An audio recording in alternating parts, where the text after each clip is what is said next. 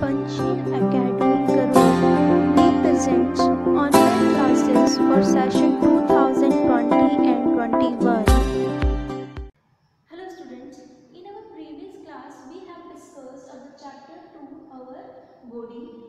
In this lecture we will also continue our chapter 2, our body. So let's start our chapter. In our previous class we have discussed our chapter 2, our body.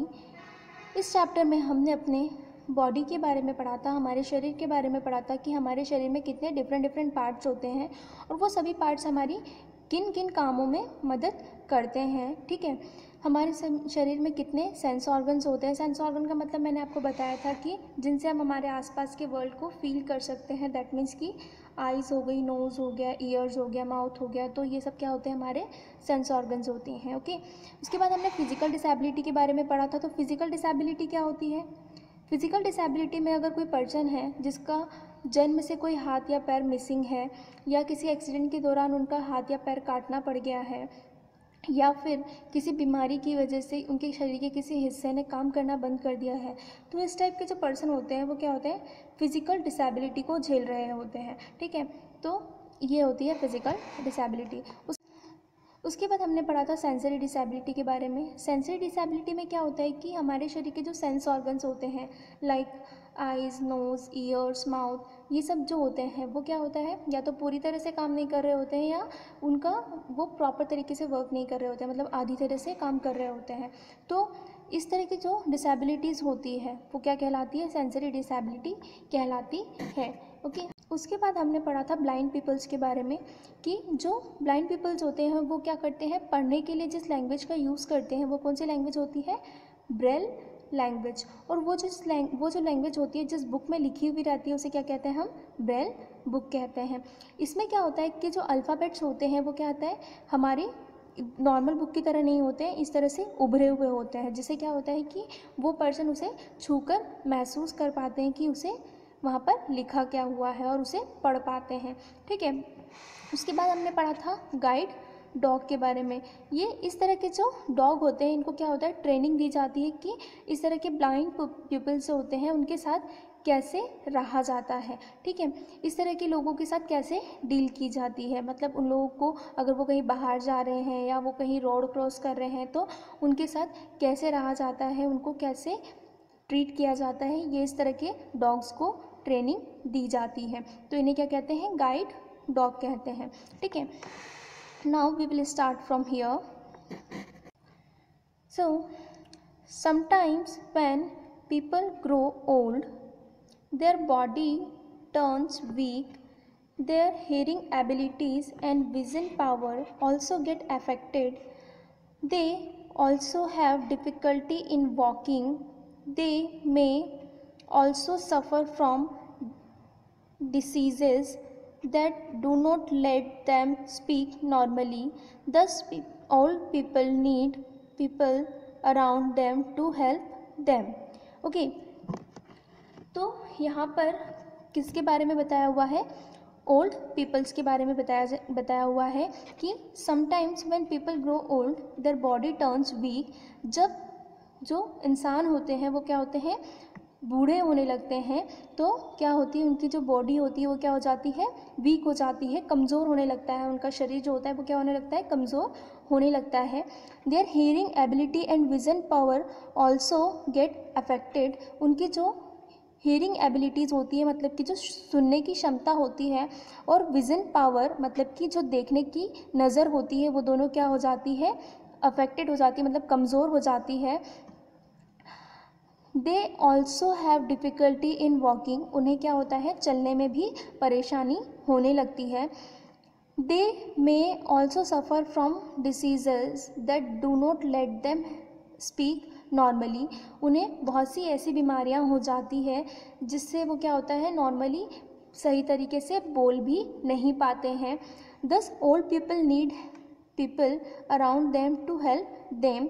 तो इस तरह के जो बूढ़े इंसान होते हैं उन्हें क्या होता है, अपने आसपास कुछ लोगों की ज़रूरत होती है जिससे वो क्या कर सके, उन्हें मदद कर सके। मतलब कि उन बूढ़े लोगों को क्या होती है, अपने आसपास कुछ लोगों की ज़रूरत होती है जिससे कि उन्हें क्या कर सके, मदद मिल सके। ठीक है, तो यहाँ हमने पढ़ा है कि कैसे जब इंसान का शरीर कमज़ोर हो जाता है, जब वो बूढ़ा हो जाता है तो उनका शरीर क्या हो जाता है, कमज़ोर हो जाता है, और उनकी क्या होती है, सुनने की क्षमता कम हो जाती है, देखने की नज़र कमज़ोर हो जाती है, या फिर उनको चलने में दिक्कत हो सकती है, या फिर वो किसी बीमारी से ऐसे सफ़र कर रहे होते हैं, उसको ऐसा कष्ट झेल रहे होते हैं कि वो उससे प्रॉपरली बोल भी नहीं पाते हैं प्रॉपर तरीके से। तो इस तरह के जो सब लोग होते हैं उनको अपने आसपास और लोगों की ज़रूरत होती है, जिससे क्या होता है कि उन्हें मदद मिल सके। ठीक है, now come to the next page. Ni's grandmother's eyesight is weak, thus she uses spectacles to read newspaper or watch TV. Chinny always takes care that she fetches her grandmother's spectacles whenever she asks for it. यहाँ पे हमें एक example के रूप में बताया हुआ है। ठीक है, चिनी जो है एक लड़की है। So Chini's grandmother's eyesight is weak. Chini की जो दादी माँ है उनकी क्या है, आई साइट जो है कमज़ोर है, मतलब कि उनकी नज़र कमज़ोर है, उन्हें कम दिखाई देता है। Thus she use spectacles to read newspaper on watch TV. वो जब भी न्यूज़पेपर पढ़ती है या टीवी देखती है तब क्या करती है, हमेशा चश्मे का इस्तेमाल करती है। स्पेक्टिकल्स का मतलब होता है चश्मा। ठीक है, चीनी always takes care that she fetches her grandmother's spectacles whenever she asks for it. चीनी इस बात का बहुत ध्यान रखती है हमेशा कि जब भी उसकी दादी माँ चश्मा मंगाए वो उन्हें हमेशा ले जाकर दे दे।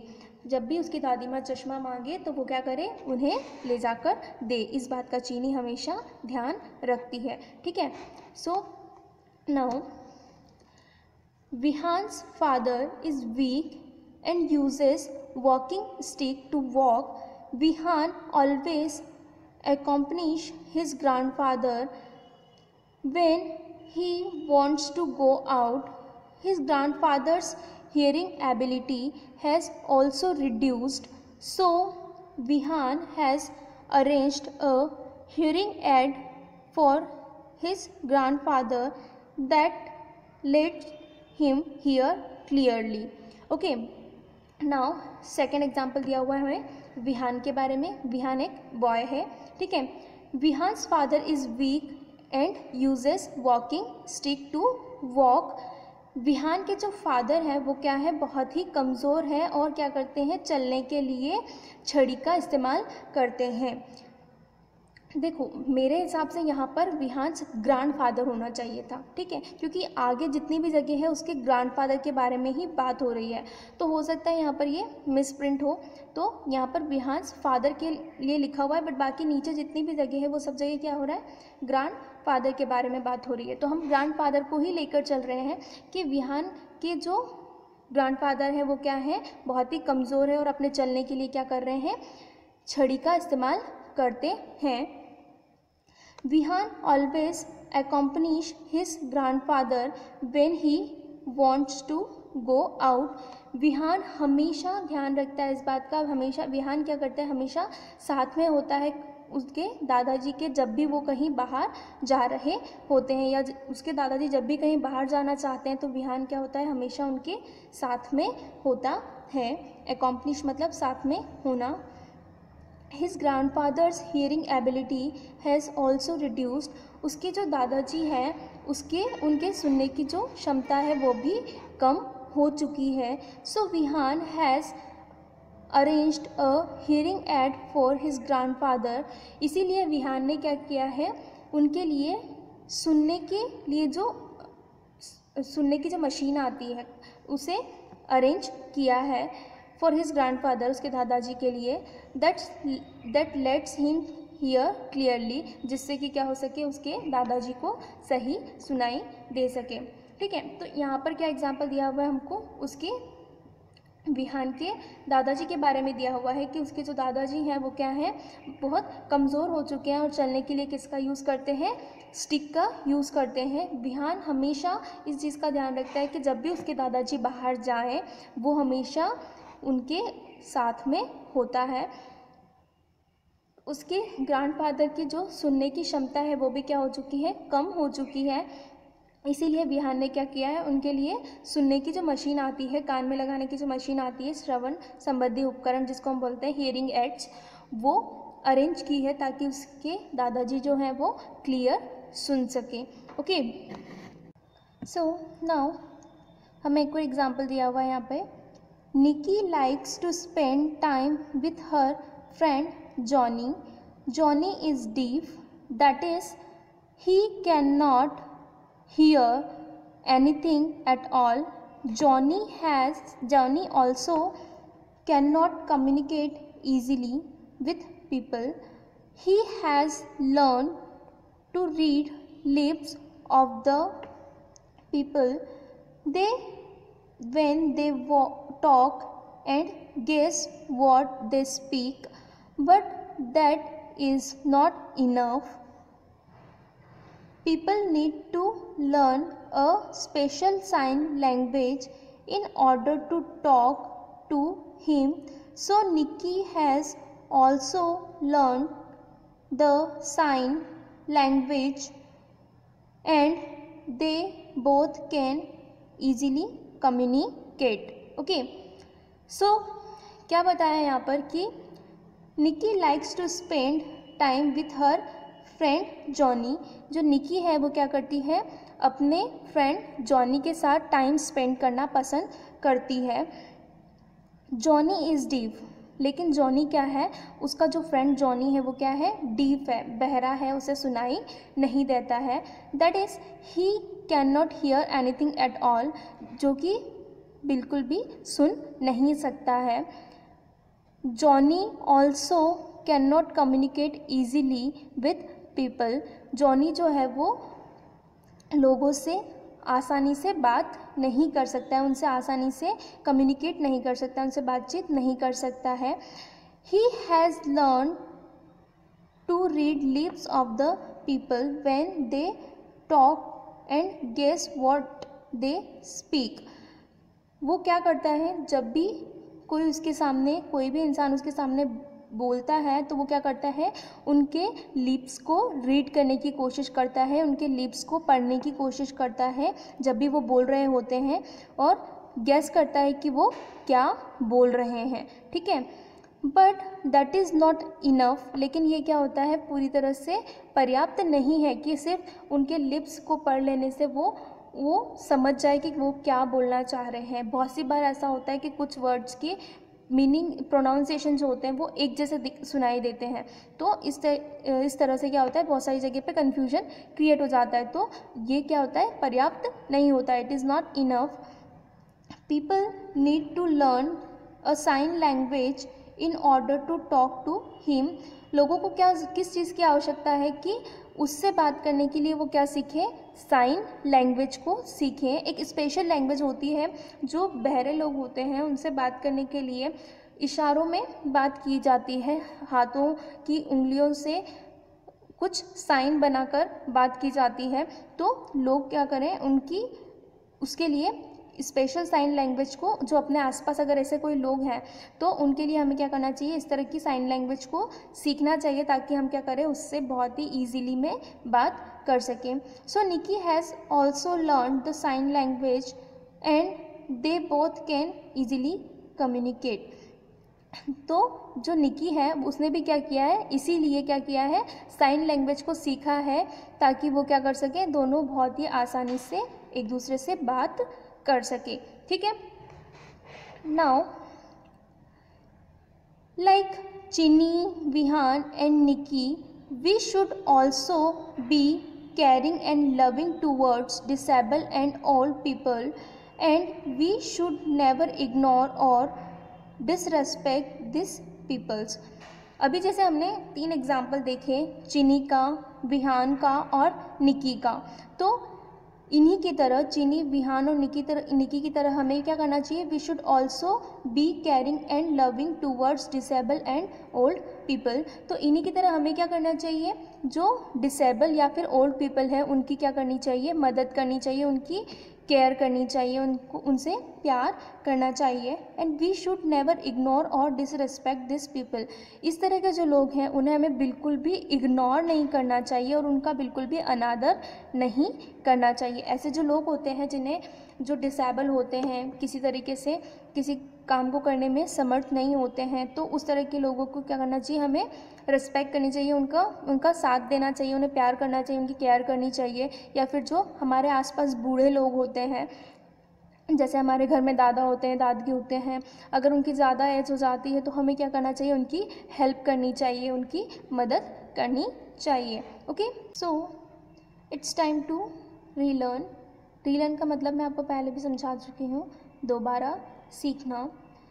ये हमारा रीलर्न बॉक्स है, इसमें हमारे पूरे चैप्टर की समरी दी हुई रहती है, मतलब जो भी हमारे चैप्टर के इम्पॉर्टेंट पॉइंट्स होते हैं वो यहाँ पर दिए हुए रहते हैं। So our first point is our body has different body parts and different sense organs. हमारे शरीर में क्या होते हैं, डिफरेंट बॉडी पार्ट्स होते हैं, शरीर के अलग अलग अंग होते हैं, और क्या होते हैं, डिफरेंट सेंस ऑर्गन्स होते हैं, और अलग अलग सेंस ऑर्गन्स भी होते हैं। सेंस ऑर्गन का मतलब मैंने आपको पहले भी समझाया है, जो कि हमारे ज्ञानेंद्रियाँ होती हैं, जिससे हम क्या कर सकते हैं, आसपास के वर्ल्ड को महसूस कर सकते हैं, like eyes, nose, ears, mouth. ठीक है, now second one is people suffering from physical or sensory disabilities should be given all love, support and care. So हमारे आसपास जो भी लोग फिज़िकल या सेंसरी डिसेबिलिटीज़ को से सफ़र कर रहे होते हैं, उन लोगों से हमें क्या करना चाहिए, प्यार से रहना चाहिए, उनकी परवाह करनी चाहिए और उन्हें हमेशा सपोर्ट करना चाहिए। जो हमारे आसपास फिज़िकल हैंडीकैप्ड या फिर सेंसरी डिसेबिलिटी से सफ़र कर रहे जो लोग होते हैं, उनके साथ हमें प्यार से रहना है, उनकी केयर करनी है, उनकी मतलब मदद भी करनी है हमें, और उनका सपोर्ट भी करना है। ठीक है, now we should give special attention to old people. जो हमारे घर में जो बूढ़े लोग हैं या हमारे घर के आसपास जो बूढ़े इंसान हैं, उन्हें क्या करना है, हमें स्पेशल अटेंशन देना है, उनकी विशेष ध्यान रखना है। ठीक है, वी शुड नेवर इग्नोर और disrespect disable and old people. जो हमारे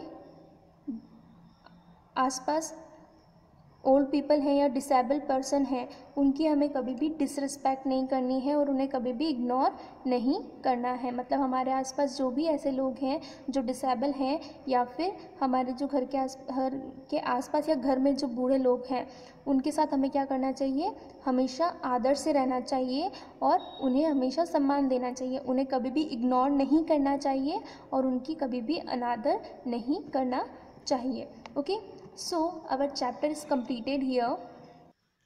So students, we have completed the reading section of this chapter.